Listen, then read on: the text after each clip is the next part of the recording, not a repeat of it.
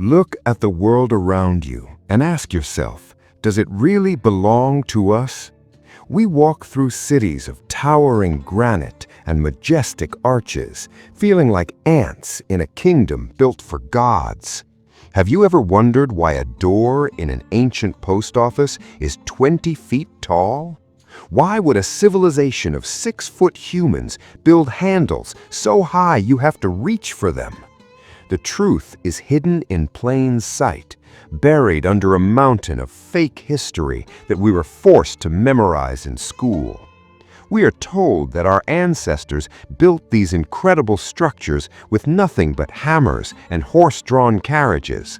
But look at the precision, look at the scale. It is an absolute lie. We didn't build this world, we inherited it. We are the squatters living in the ruins of a giant civilization that was wiped off the map in a global reset. Imagine a weapon so massive that no human hand could ever lift it. We find these swords in museums and call them ceremonial because the alternative is too terrifying to accept. Physics doesn't lie. To wield a blade of that size, the warrior must have been a titan. The world is littered with the footprints of giants, but our minds are blocked by the fear of the unknown. If we cast aside the prejudice of modern science, we see that we are children living in a house of adults. Look at the architecture of our great cities. The same classical style exists in America, Europe, Asia, and even the remote parts of Russia. How is that possible if these cultures were isolated? They tell us the Wild West was settled by pioneers in wooden wagons. Yet suddenly, these pioneers built colossal marble capitals and cathedrals in just 2 years? That is a geometric impossibility. They didn't build them, they found them. They walked into empty cities after a catastrophe and simply claimed the keys. Our grandparents were the resettlers who moved into a world that was already finished. They bricked up the giant arches and cut small doors into the massive gates just to make themselves feel at home. But what happened to the original owners? Look at the photographs from the 1800s. You see majestic stone cities with empty streets. Where were the people? Why do the buildings look like industrial power plants rather than places of worship? Those spires and domes weren't meant for religion. They were antennas.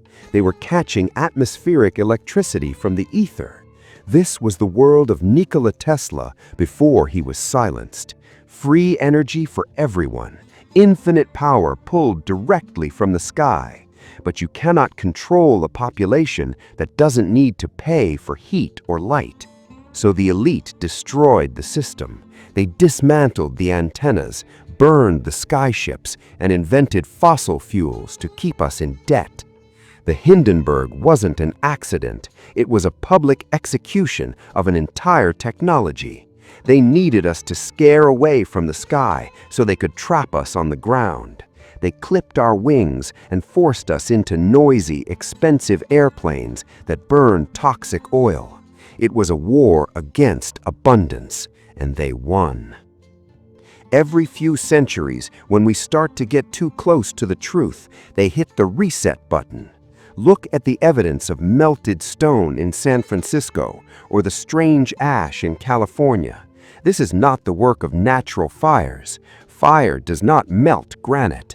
This is the signature of directed energy weapons. They are cleaning the crime scene. They are erasing the evidence of the old world to make room for our primitive boxes of concrete and glass. We are kept in a strictly controlled reservation. We are told we live on a spinning ball in a vacuum. But why is Antarctica off limits? Why does the Antarctic Treaty prohibit us from exploring the ice? Because the ice is not a continent. It is a wall, a giant ice ring that encircles our world and keeps us inside this crater. Beyond the ice wall lie other lands, other oceans, and the real masters of this world. The gods of our legends were just visitors from the outer circles. They left us with their buildings and their technology, but then they locked the summer gates. We are living in an open-air prison. Our history is a script written by our wardens.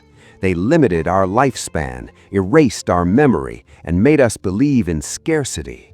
If you knew that infinite land existed beyond the ice, you would never work another day for their paper money.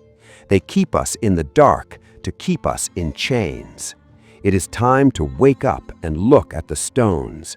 The stones remember what the textbooks tried to hide. We are the descendants of a broken race trying to remember who we really are. We are not the crown of creation. We are the temporary tenants of a lost empire. If you can feel the truth vibrating in your soul, then the deception is already losing its power. Don't let them keep you in the shadows any longer.